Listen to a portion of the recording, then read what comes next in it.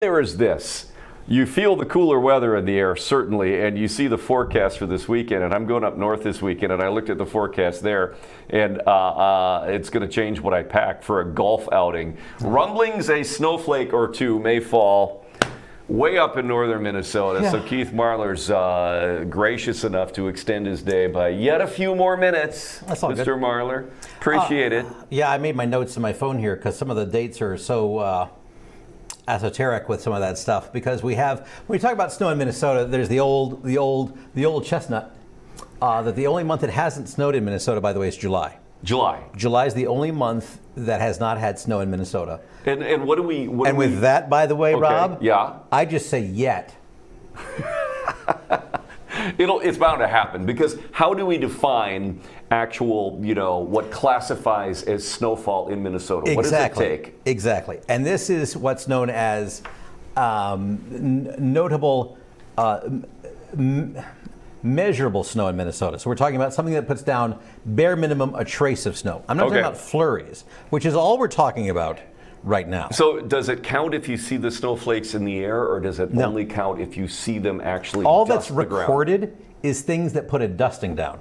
A dusting would be like a trace of snow. That's all that I have data for. Like what we're talking about for parts of northern Minnesota, what most people would experience would be a mixed in flurry. There's some math that would put down a cool surface accumulation if you can get a cool surface there. I guess it would be. I hate to say it's not possible. And then somebody pulls out a picture of a deck that's somewhere in northern Minnesota. It's like, look what I did. Because we are going to have some chilly spots for temporary moments, but it'd be so short-lived, and it's so far north. So yeah, when you're talking about where we could see snowfall, in what? When you say when you're talking about, I'm not talking about anything, Rob. Okay. I've made a very clear point to talk about for today only, and it's only because you guys have mentioned. No, and it's not just that, but when this rain rolls around, really tomorrow night, it's coming with such good force in the atmosphere and so many good gusts that it drags down. Think of it this way: at this time of year, pretty much almost everything, it certainly is the atmosphere, and when we go through the fall, is snow. Everything starts off when we get to certain parts of the fall as snow. Maybe not right this time of year, but way up there. Way up there, and then it melts down. It's rain. And there's parts of Canada where it's all snow pretty much right now. So there's some snow that'll make it all the way down to the surface in Canada from this event. And some of that's going to get blown around a little bit. And there will be parts of northern Minnesota where instead of rain, some of that stuff could fall as a flurry. And you go, ooh. But much like a sighting, it would be as if you're at Disney World and there might be, you hear that LeVar Burton, famed Reading Rainbow and Star Trek The Next Generation star LeVar Burton, is at Disney World.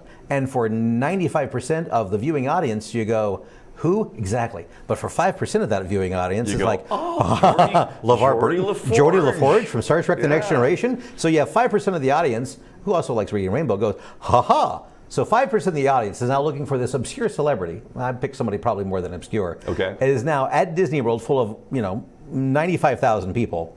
And now you're looking around. And so the odds of that 5% finding that one person amongst those 100,000 people. So that's what we're dealing with. You're saying how obscure if we do see snowflakes in northern Minnesota. It'll be pretty obscure. And probably for a very brief window of time. And mixing it with rain on top of that. So it'd be some rain and it's like, ooh, some snowflakes, and then it moves on. It might be an aggressive flurry there too.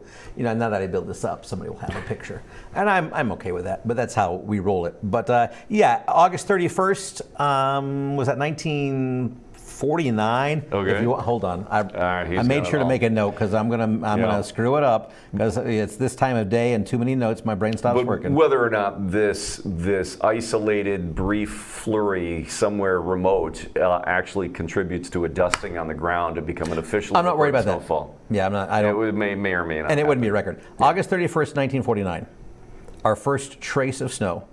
In Minnesota. That was in Duluth. So that's our earliest. Now, if we were to get measurable snow, like a half inch of snow, this would be a record. Because our earliest measurable snow in Minnesota September 14th. That was up in International Falls. Oh, okay. So, I mean, yeah, sure. If we can get more than a trace, well, let's ring a bell. All right. But I'm not worried about that. No. And it really doesn't, none of this really matters except for this kind of conversation is just sort of the. Guess when the earliest measurable snow in the Twin Cities is, though? September 29th. Yeah, you're pretty close there. Really? Yeah, I think it is. I think it's like September. The first measurable snow in the Twin Cities, a trace, is September 15th, back in 1916. Measurable of like a half inch is September 24th, and the first inch, September 26th. Oh. So yeah, we're all in September for even the Twin Cities. I was just throwing that out. All right. Well, thanks, Keith. Appreciate you. That's all I get. In here. And how about fall? Esoteric Snowfall, was that not the name of your college band, or was it was actually, or was that your book of free range? I played kazoo. Poetry. I played kazoo, and just from all official fall, astronomical fall, you're right, is the autumnal equinox. Yes. But yes, September 1st is weatherman and kindergartner fall. That's the what seasons are September, October, November. That's what we learned. The 3-month blocks. Yes. Yeah, you can call it fall. It's okay, but yeah, true fall, astronomical fall is the equinox, the solstice to equinox. Right. Whenever we get to that September 21st, 20th, 21st, and it's first day of fall, I'm like, no, fall started on Labor Day or whatever it was. I got no problem with that. Yeah. Weatherman and kindergartner. Oh, I like that. Yeah. Which is the title of your children's book. Correct. Yeah. Feels like Got fall. a lot of titles here. An Aggressive Flurry. That was your punk band. Yes. Yeah. All right.